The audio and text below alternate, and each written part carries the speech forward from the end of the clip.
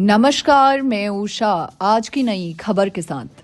नेपाल में 5 मार्च 2026 को प्रतिनिधि सभा हाउस ऑफ रिप्रेजेंटेटिव्स के लिए समय से पहले यानी स्नैप चुनाव कराए जा रहे हैं।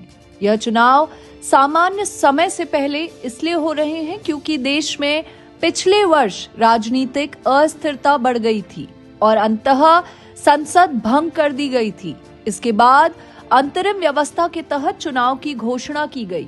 राजनीतिक संकट की पृष्ठभूमि 2025 में हुए बड़े युवा प्रदर्शनों से जुड़ी है।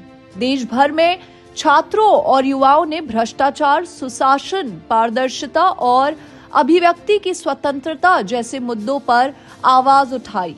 इन प्रदर्शनों ने सरकार पर भारी दबाव बनाया और अंततः तत्कालीन सरकार को इस्तीफा देना पड़ा। युवा आंदोलन को नेपाल की राजनीति में एक महत्वपूर्ण मोड़ माना जा रहा है। लंबे समय से पारंपरिक राजनीतिक दलों का वर्चस्व रहा है, लेकिन इस आंदोलन ने यह संकेत दिया कि नई पीढ़ी राजनीतिक जवाबदेही और बदलाव चाहती है।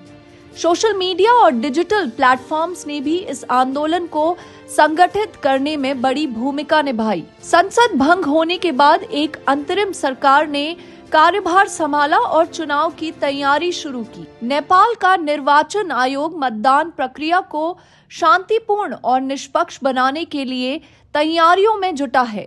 देश भर में सुरक्षा व्यवस्था मजबूत की गई है ताकि मतदान के दिन किसी प्रकार की हिंसा या अव्यवस्था न हो। इस चुनाव में युवा मतदाताओं की भूमिका बेहद महत्वपूर्ण मानी जा रही है।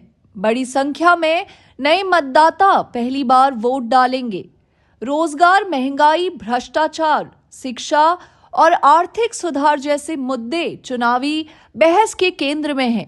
कई नए चेहरे और छोटे दल भी इस बार चुनाव मैदान में हैं। 5 मार्च का यह चुनाव नेपाल की राजनीति के लिए एक निर्णायक माना जा रहा है।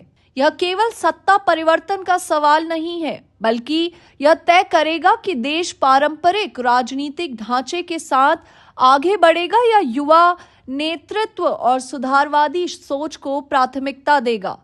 पूरे देश और अंतर्राष्ट्रीय समुदाय की नजर अब इस चुनाव पर टिकी हुई है। धन्यवाद। मिलेंगे अगली खबर के साथ।